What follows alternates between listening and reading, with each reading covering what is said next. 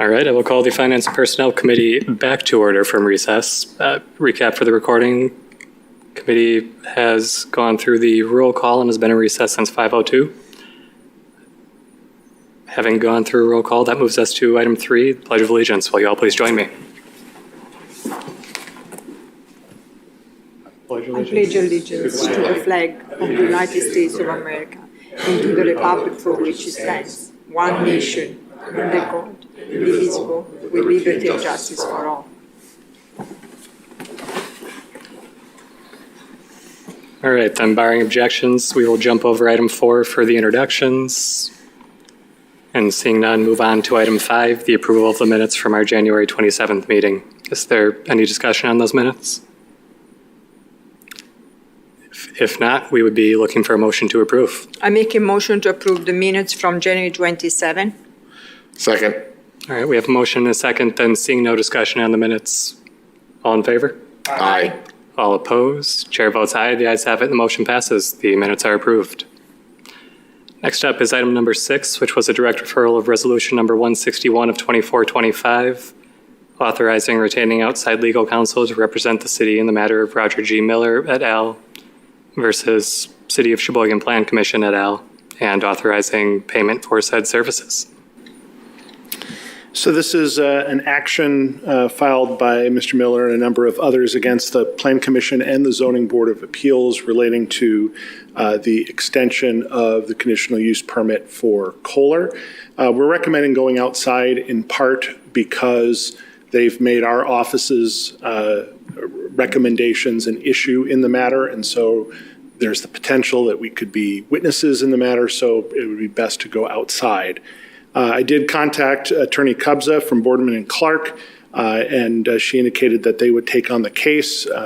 In speaking with her, though, she's primarily going to have a couple of other attorneys from the firm working on it, and so I am suggesting that we amend the resolution just simply to say that the Common Council authorizes the hiring of Boardman and Clark LLP as outside legal counsel and removing Attorney Kubza's name. She may still be doing some of the work on it, but it's primarily going to be some of the other attorneys from the firm, including Sarah Zylstra. Sure. I guess handling the amendment part first, since we're at committee, we can do it a bit more informally. Would anybody like to make that amendment? I will make that amendment as stated by Attorney Adams. I'll make the amendment as stated by Attorney Adams. Thank you. Do we have a second? Second. All right. At this point, the amendment is up for discussion. I think we had a pretty clear explanation of it, but if there are any questions? Yeah, I missed the first part. You spoke very low. I couldn't hear you. So the very first part. The resolution includes the name of Attorney Lori Kubza, and she's agreed to take on the case, but most of the work is going to be done by other attorneys from the firm, which is why we're recommending the change.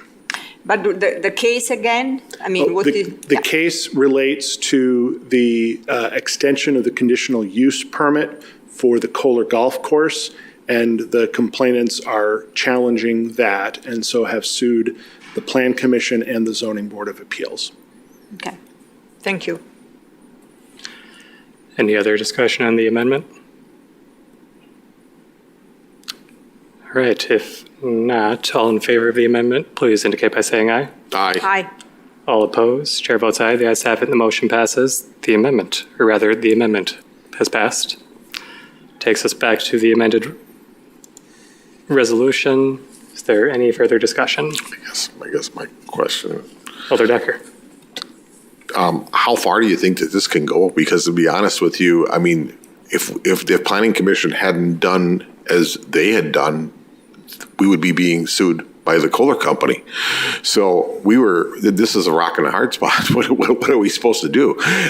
I would agree. I think, in my opinion, there is a little bit of a rock and a hard place situation here, but the decision that was made was the better decision. And so I think it's going to be much more defensible given that. Okay.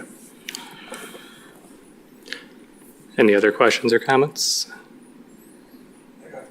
Alder Lefebvre.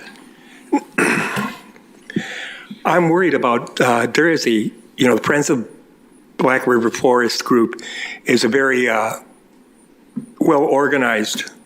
Are we going to get could we possibly be facing a lot of pushback from them for even going in this direction?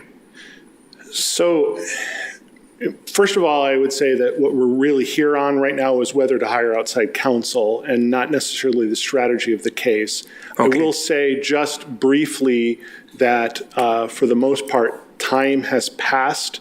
And so this is likely the one case relating to that extension. There won't be other ones most likely. And the Friends are not a party to this particular one. Okay. I just want to make sure that we're not setting ourselves up to get a lot of pushback from a very organized outside organization. Understood. Any further discussion on this item? And as Attorney Adams mentioned, if we can keep that a bit more narrow to the question of hiring outside counsel as the amended resolution before us states that it would probably be best for this item. If there is no more discussion, all in favor of the resolution as amended? Aye. All opposed? Chair votes aye. The ayes have it, and the motion passes. That one is approved.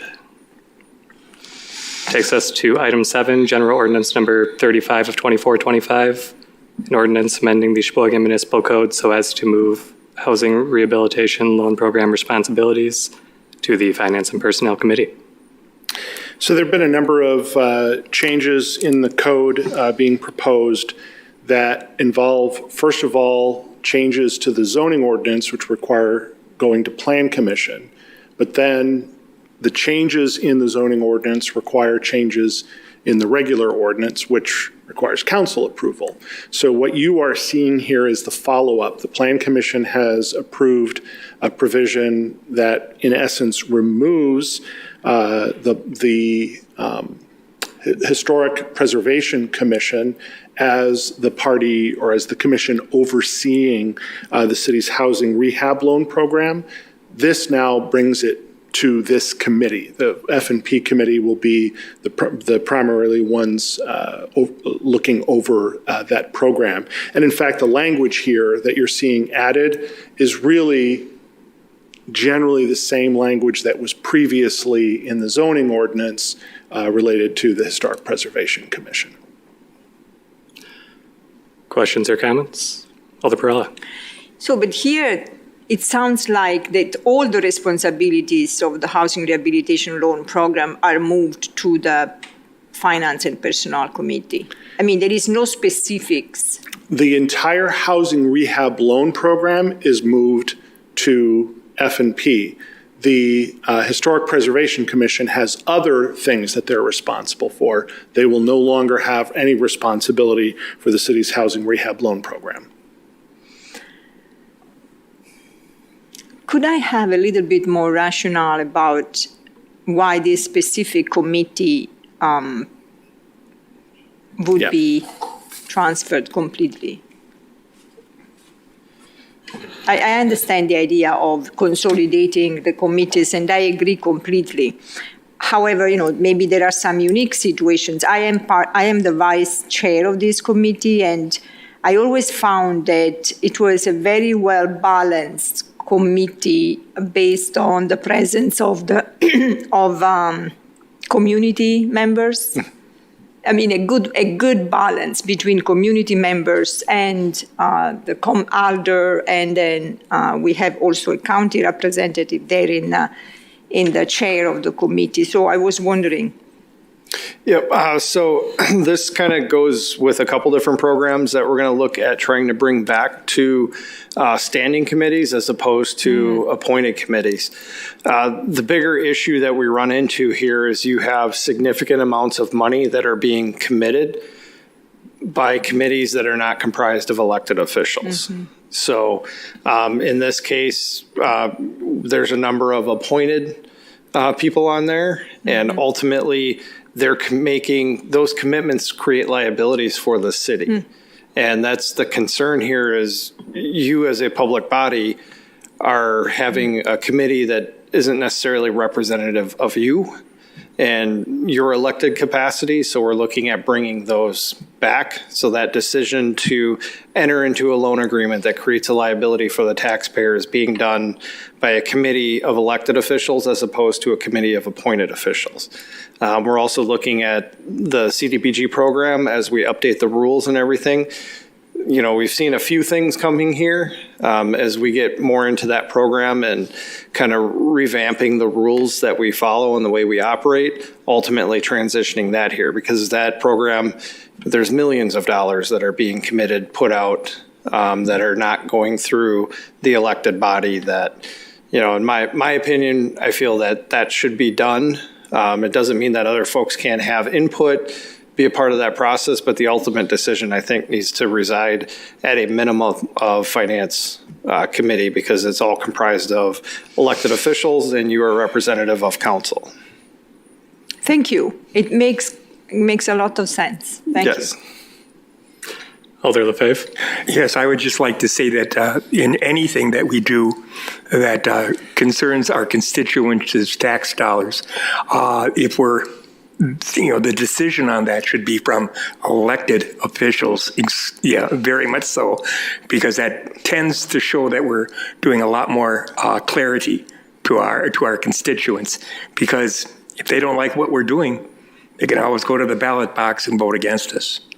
And they can't vote against somebody out there that's appointed to a committee.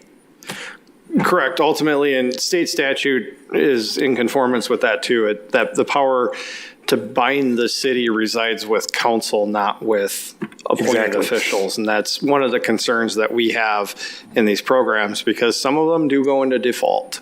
And then ultimately you have to approve that write-off. You never approved that loan, but now you're approving a write-off on something that you didn't have a say in and didn't review. So we're trying to fix that and bring more balance to that. Any other questions, comments? If not, we would be looking for a motion to approve on this one. I make a motion to approve. Second. All right, we have a motion and a second, then seeing no further discussion, all in favor? Aye. All opposed? Chair votes aye. The ayes have it. The motion passes. That one is approved. The next regularly scheduled meeting is currently February 24th, and with that, we've exhausted our agenda and are looking for a motion to adjourn. I make a motion to adjourn. Second. Motion and a second for adjournment. All in favor? Aye. All opposed? Chair votes aye. The ayes have it, and the motion passes. We are adjourned. Thank you, everybody. Thank you, Chair.